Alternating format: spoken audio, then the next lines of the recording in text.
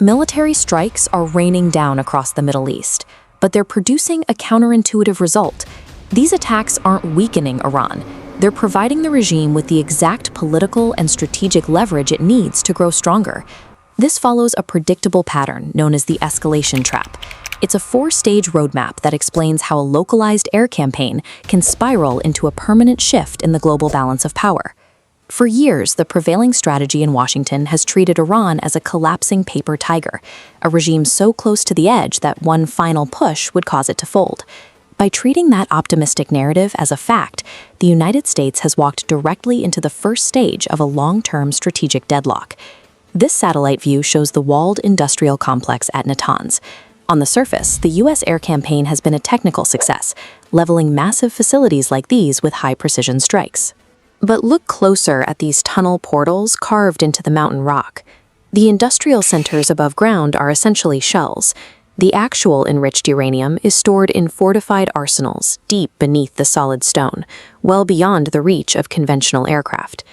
To understand why this makes air power ineffective, you have to think of uranium enrichment like panning for gold in a river. A bomber easily destroys the pan, and even dry up the river, but cannot destroy the gold inside once it's already been collected and moved into a vault. The enriched material remains undamaged, buried under tons of rubble. Surface bombings merely delay the process while incentivizing the regime to move its assets even deeper. As the air campaign fails to reach the material, the strategic pressure mounts for a ground invasion to physically seize the sites. Iran is capitalizing on the fact that its drone and missile arsenals are buried and safe. It has shifted the battlefield to the Strait of Hormuz, a narrow geographic bottleneck that acts as a global economic jugular. This map shows the energy supply lines radiating from the strait. By maintaining the ability to harass shipping here, Iran can effectively hold 80 to 90% of Asia's oil supply hostage at any moment. For major economies like India and Japan, energy security is a non-negotiable requirement. When the strait is threatened, these nations are forced to distance themselves from American military policy just to ensure their own economic stability. Iran is using these localized blockades to successfully reorient global alliances away from Washington. This chart represents global oil production. If Iran and Russia coordinate their efforts, they have the power to pull 30% of the world's oil off the market simultaneously. A disruption of that scale would trigger massive domestic inflation in America and cause interest rates on the national debt to spike, creating a direct threat to the country's long-term fiscal solvency. European leaders are acutely aware of these stakes.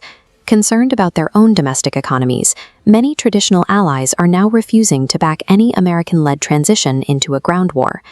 The attempt to isolate Iran militarily has instead resulted in the diplomatic and economic isolation of the United States. While the strategies play out in Washington and Tehran, there are 92 million people in Iran who have no voice in this conflict, caught between the restrictions of their own government and the threat of foreign bombs. If the civilian power grid fails during a bombing campaign, the results are immediate. Life-saving dialysis stops, and national food refrigeration is destroyed, leading to widespread hunger and a measurable decline in life expectancy.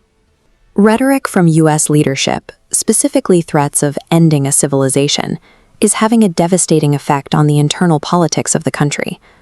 When faced with the threat of national annihilation, even the pro-democracy movement is forced to bond with the regime for survival.